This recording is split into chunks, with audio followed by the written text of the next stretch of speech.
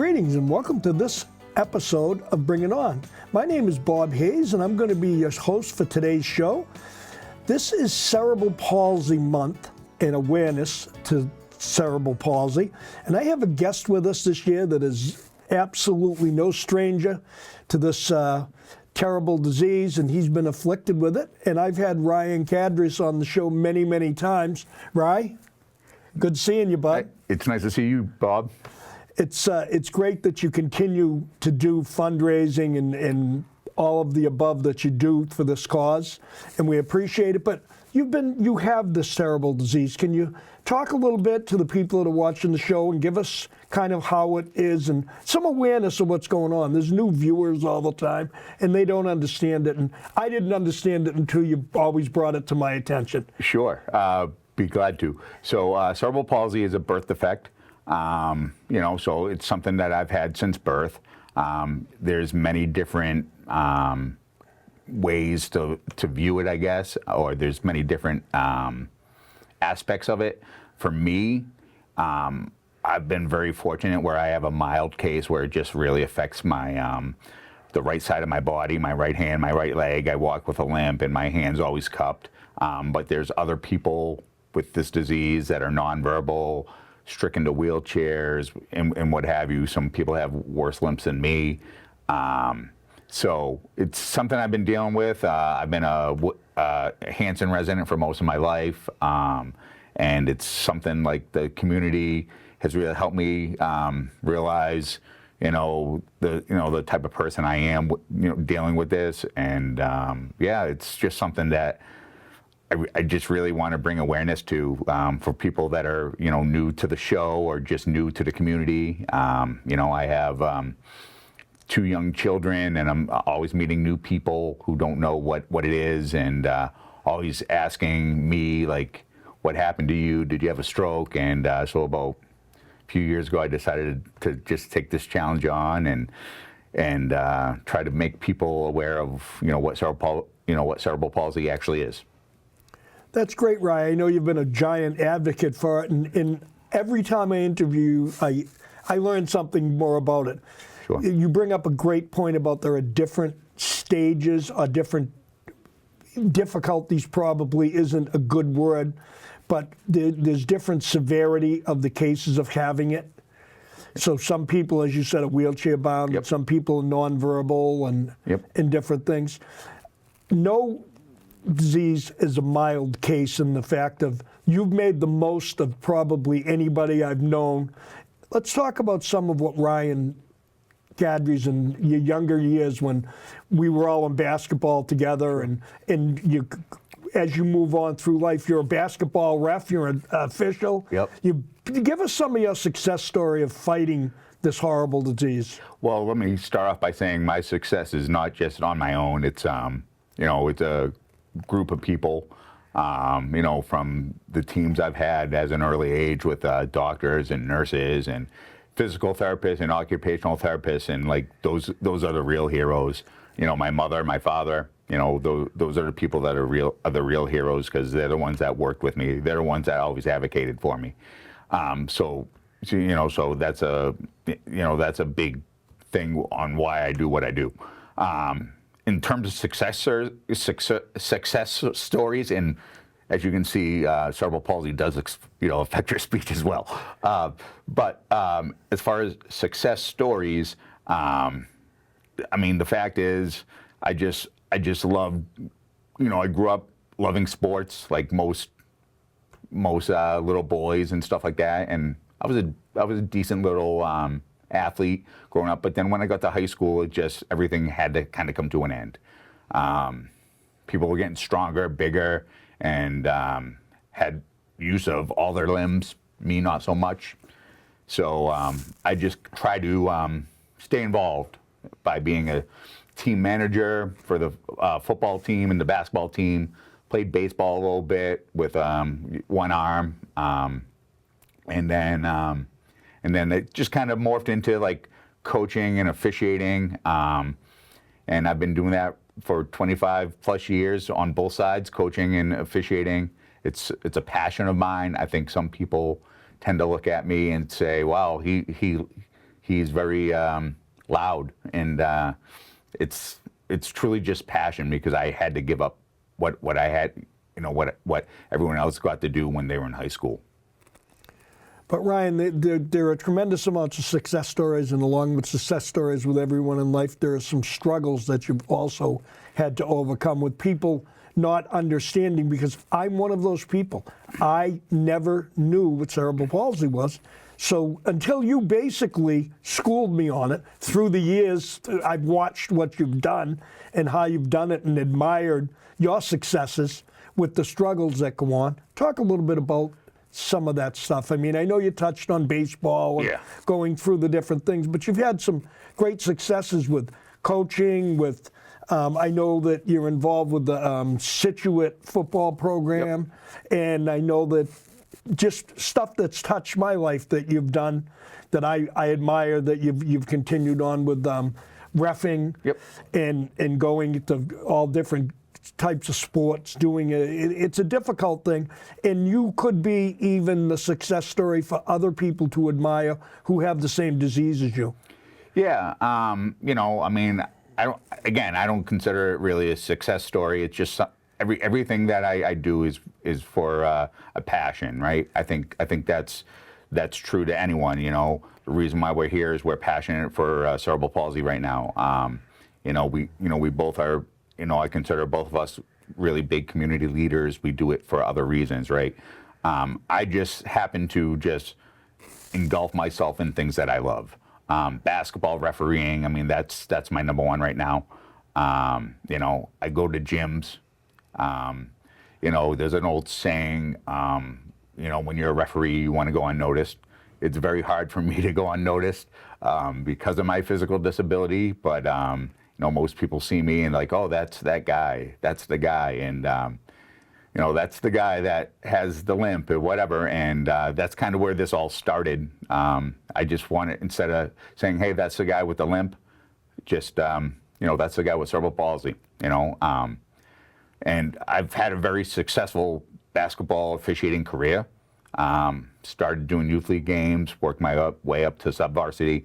Now I'm a varsity official. I feel like I'm very well respected in the community of officiating. It doesn't stop. Cerebral palsy doesn't stop me from running the floor or making the calls.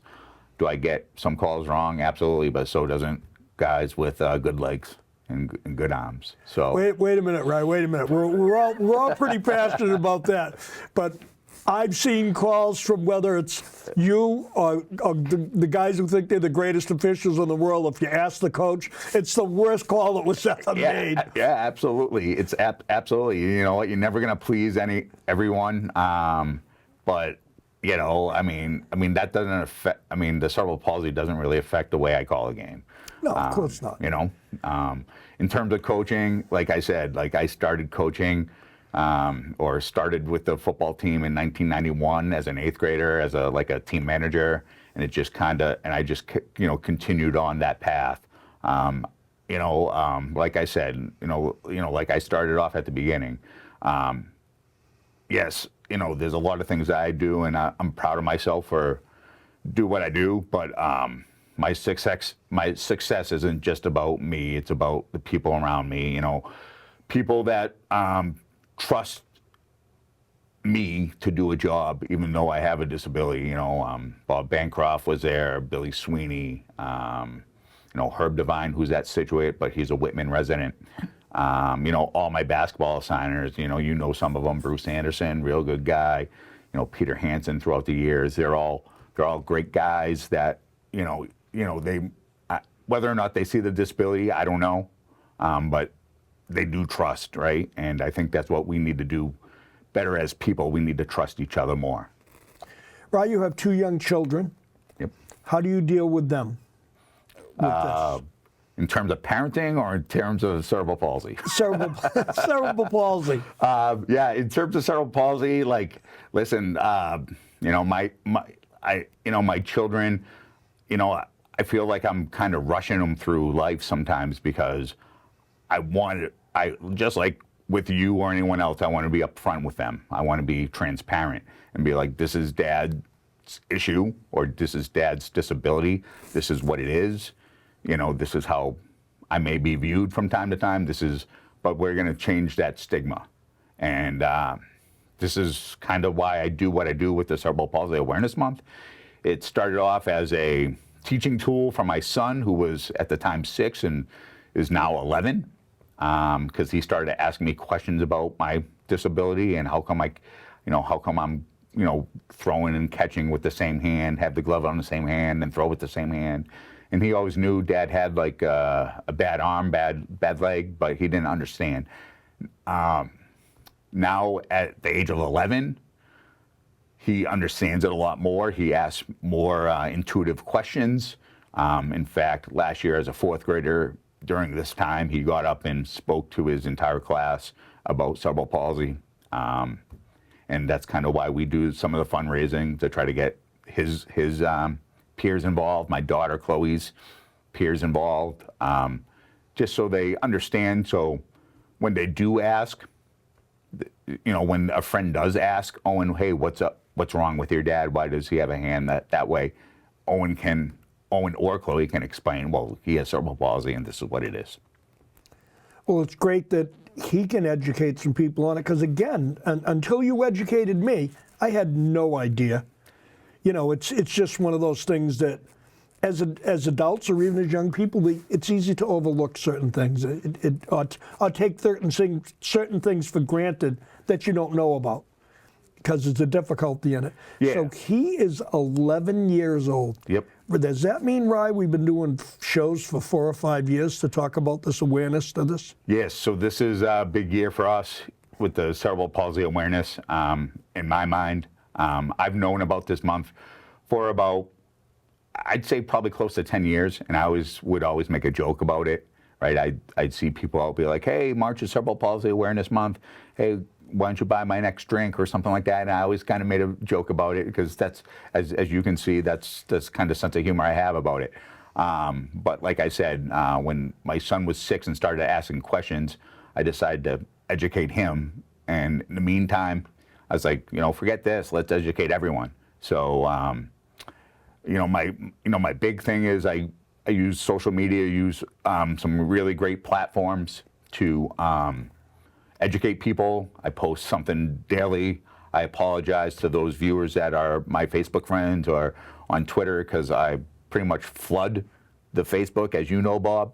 Oh, yeah. And but it's just something, and I just write like a little passage each day about something I might be dealing with that day or in the past, and like, even though it's a monthly thing, like just the month of March I do it, I'm thinking about ideas 12 months out of the year, and I have people, hey, why don't you try this next year? Why don't you try that?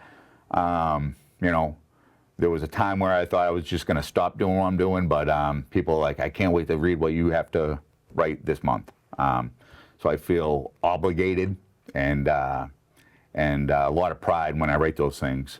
In fact, I think, I'll be honest, when I write most of these posts, they usually bring me to tears. So. Well, I've certainly read quite a few that have brought me to tears. Right, is this a national thing, Cerebral Palsy Month? Is it national?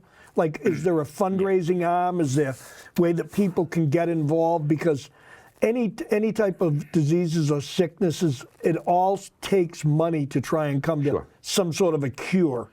Yeah. If there is even a cure. Yeah. So this is a national thing. From what I can see and from doing some research, it's not as big as like a breast cancer awareness or anything like that. And I'm sure you can definitely raise money through like the National Cerebral Palsy Fund or whatever. If you want to find more information, you can go to ucp.org. But I kind of just spearhead my own thing each year. I always try to do something that ties in with what I like to do. Last year I sold some T-shirts. Actually, I'm wearing one today with, as you know, Bob, my famous insignia or logo. we'll get into that in a second. I was going to say, what spawned that logo, but Yeah. we'll keep going, going. So I've done that, and I was able to raise about $800 last year with just through T-shirt sales. The year before, I'm also a baseball coach, and we did a virtual home run derby at a local baseball facility, raised another $800. This year, we're kind of tying in with St. Patrick's Day, I think, and because it's year 5, we're doing a big celebration, because I don't want people to feel sorry for me, right? I want people to celebrate it, right? Celebrate cerebral palsy. So we have these awesome beer glasses that we're selling, that are made by a local business called VBS Custom T-shirts and more. And that's one of my things that I always like to try to do is when I do these fundraising efforts, I always like to try to get local businesses involved. With this business, we have obviously, like I said, VBS, custom T-shirts and more. I just had the Meadowbrook donate some food. I've had Modern Barbershop donate gift certificates. Obviously, everyone knows, most people know Damien Cahill of Damien's Pub. He's been over the top. We'll make his restaurant green for Cerebral Palsy Day, which is actually March 25th.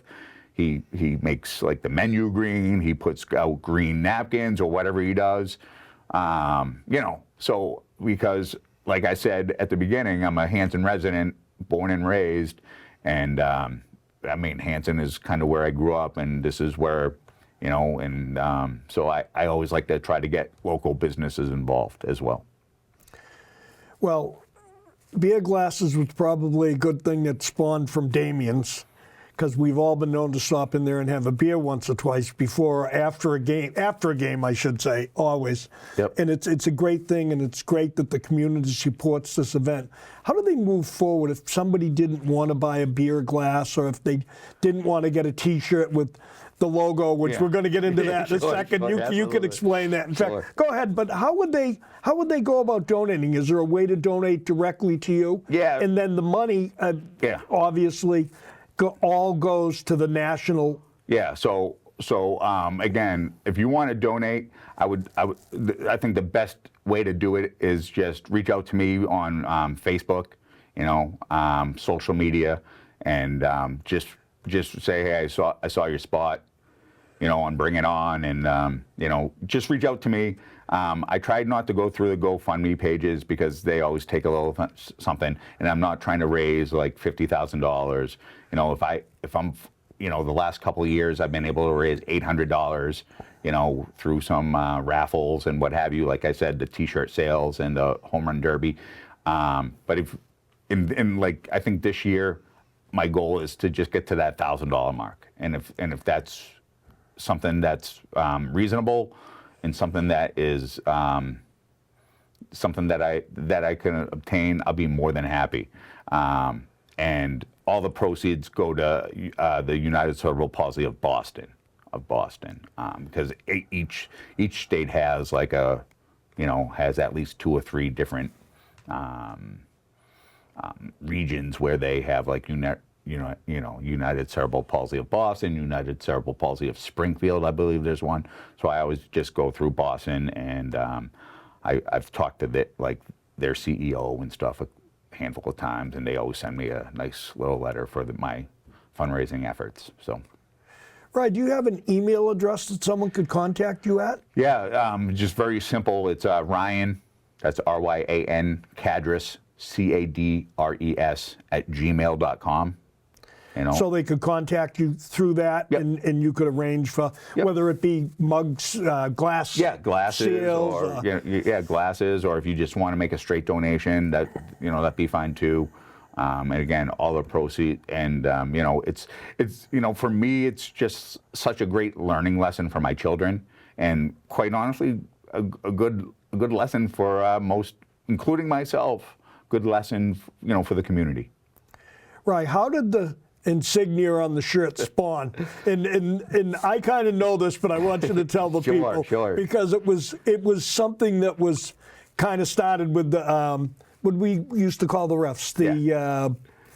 Yeah, no, we'll just call them the refs. The refs. Okay. How did Sure, it spawn? sure. It spawned kind of out of fun, if I remember right. Yeah, Nobody was making fun of it. Absolutely. So I think one thing people need to know about me is I like to have fun with my cerebral palsy. Do I get down on myself? Absolutely. But one of the things I enjoy doing is having fun and poke some fun at myself. The insignia or the logo you see on the glasses or my T-shirt here, that is the famous 1.5 logo. So as a basketball official, you're supposed to give a 3-point signal anytime the ball goes in, and it's supposed to look like a field goal. Sort of like this? Kind of like that, yes.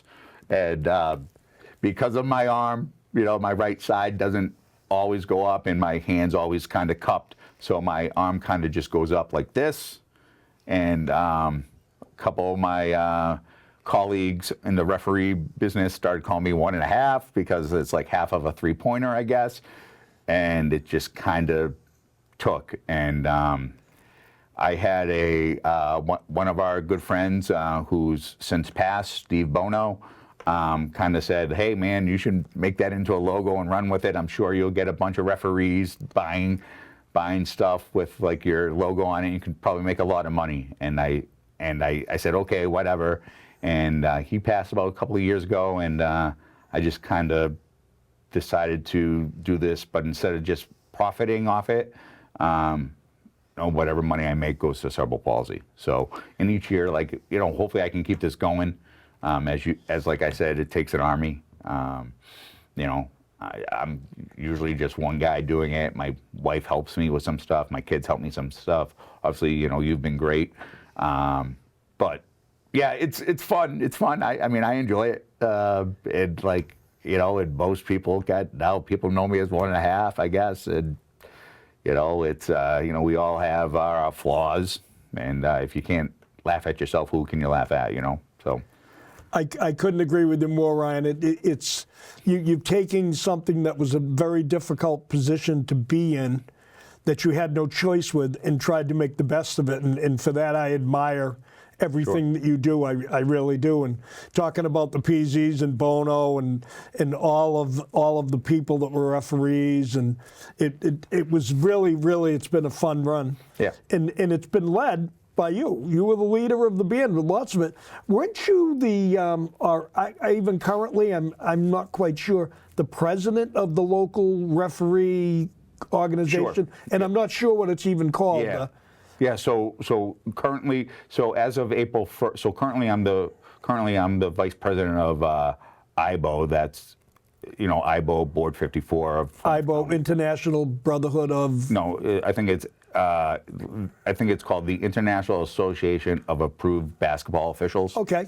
And each like section in the state has. So currently I'm the vice president of Board 54, and come April 1st I'll be serving a 2-year term as their president, and it will be my second time serving a 2-year term as their president. It's a board that has over 200 members. And we go to some national events and talk officiating, whatever. I've been very blessed to have some great platforms to speak about my disability. I've had articles written about me in referee magazines. I've had a Boston Herald article. I've had 2 Patriot Ledger articles. I was honored by the Celtics as a hero among us one year. I remember seeing that half court right at a game. Yeah. And then I was honored by the Massachusetts Interscholastic Athletic Association as I think like a year ago, 2 years ago, as a Sportsman of the Year. So the MIA, right? But I really want people to know, as much as I love the accolades and everyone loves the accolades, I don't want it to be about me. I want it to be about the mission, right? And bringing people awareness of not just cerebral palsy, but of people with disabilities, because I see it all the time, Bob. Like, you know, I don't want your pity. I want your respect, and I try to make that known, right? I don't want your pity. I want your respect. But it is very tough to do that in this day and age. The way people look at people with disabilities, whether they're physical disabilities or like just intellectual, disabilities. Well, Ryan, I'd have to say you're the poster child for trying to do what's the best with what you have to work with, where a lot of people might have not done as much or continue to do as much as you do. Well, That's really something that it's in you. And I've seen it, and I've seen it firsthand. I've been very lucky to live in Hanson for many, many, many years and grow up. We've kind of grown up together, even though, I'm old-timer and you're not. I look at what you do. So, ladies and gentlemen, if you would like to donate, Ryan, you give us your email address or some way for him to get a hold of you, and I will when we're done here. And because I know that there are probably viewers out there that just from watching today's show have gotten better educated about what cerebral palsy is and about your cause and about how they can help. And as always, it always comes down to one thing: research, money. It all helps, and it's a way for people to help combat this in the future or to make a better place for what they have right now. And I admire that also. So what's your email address, Ryan? So again, my email is Ryan Cadres, that's CADRES, @gmail.com. Okay, and ladies and gentlemen, if you can't get a hold of Ryan, my cell phone number is 617-538-0189. Or you can contact me at my email address is bobhayes4433@gmail.com. We're both local guys. We would be more than happy to entertain anything that you would like to donate to this cause that Ryan has been working very hard to get through. It's a place that it's difficult.